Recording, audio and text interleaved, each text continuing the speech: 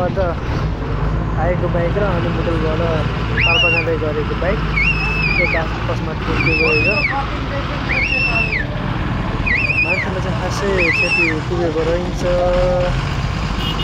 हल्का चाहिँ भिडभाड छ यहाँ चाहिँ। अब जाम लागिसकेको छ, ठुलो मात्रामा जाम लागिसकेको छ। हजुर देख्न सक्नुहुन्छ। अब कुन बाइक हो यो? दुईवटा बाइक, एउटा चाहिँ तलै पल्टाएर एउटा चाहिँ बिच बाटोमा त्यसको टायर पनि बाङ्गो भएर रहेछ। कति एक्सिडेन्ट भएछ। चाहिँ जाम चाहिँ तिब्रीमा भइरहेको छ जाम। अब ट्राफिकको त कतिखेर आउने हो? खै तपाईँको स्टाफै आएन यहाँ फोनहरू बोलाउनु ल। ठुलो गाडीहरू क्रस गर्न पनि अलि गाह्रो भइरहेछ। किनकि बाइक बिच बाटोमा छ। अब त्यो गल्ती कसको अब ट्राफिकमा आइकन त्यो छुट्याउन अलिक गाह्रो भएको कारणले गर्दाखेरि अलिक गाह्रो भइरहेको ठुल्ठुलो गाडीहरूलाई। त्यही भएर जाम पनि लामो भइसक्यो।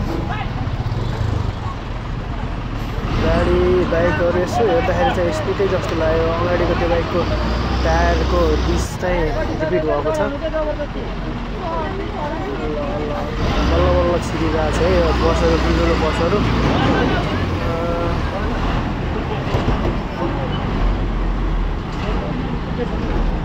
दुईवटै साइडबाट आएको ठुलो क्षति त भएको छैन मानिसलाई। अब ठ्याक्क भएको छ, दुईजना सेफ नै हुनुहुन्छ। तर बाइक चाहिँ क्षति चाहिँ भयो, बाइकको रिङ भाँच्यो लगायत। अब हेलमेटले बचाउनु त बचाएको हो, त्यही भएर हेलमेट चाहिँ लगाउनु पर्छ है बाइक चलाउँदाखेरि। टिप्पर चाहिँ अलिक गाह्रो भएको थियो, तर हिटमा चढाएर बल्ल बल्ल चलाइरहेको छ टिप्परहरू चाहिँ।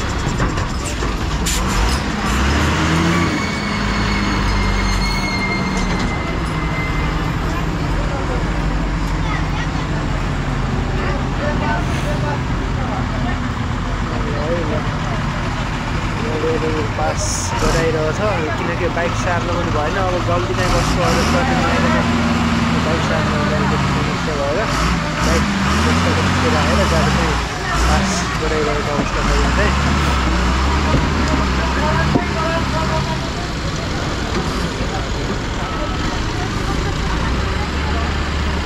सानो गाडी त मजाले पास भइरहेछ। ठुलो लोड गाडीहरूले चाहिँ अलि दुःख नै भइरहेछ। जामै हुन्छ बल्ल दबाने एक्सिडेन्ट भएको छ।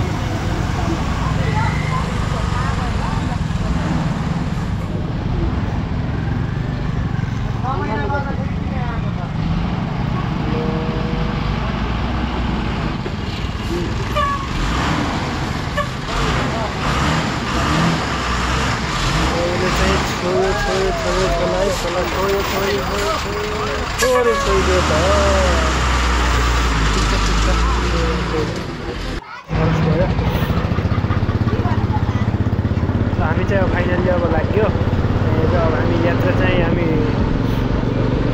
डुब्रेसम्म पुग्नेछ। यहाँ चाहिँ लामो मात्रामा जाम छ है। कहाँसम्म रहेछ जाम चाहिँ म हजुरहरूले 1.5 घन्टा लाग्छ। 1.5 घन्टा जाम खोल्न। एक्सिडेन्ट हाम्रो ट्र्याक्टरहरू चाहिँ साइडको ट्र्याक्टर हो।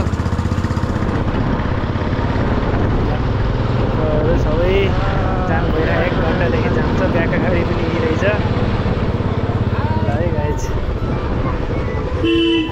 लामो जाम छ यहाँ चाहिँ।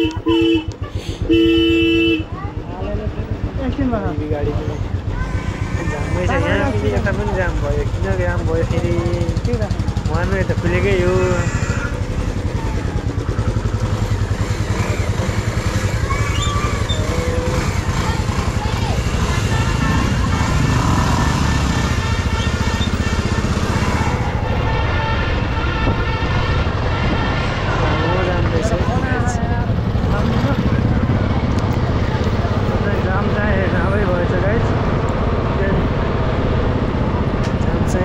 धेरै लामो रहेछ।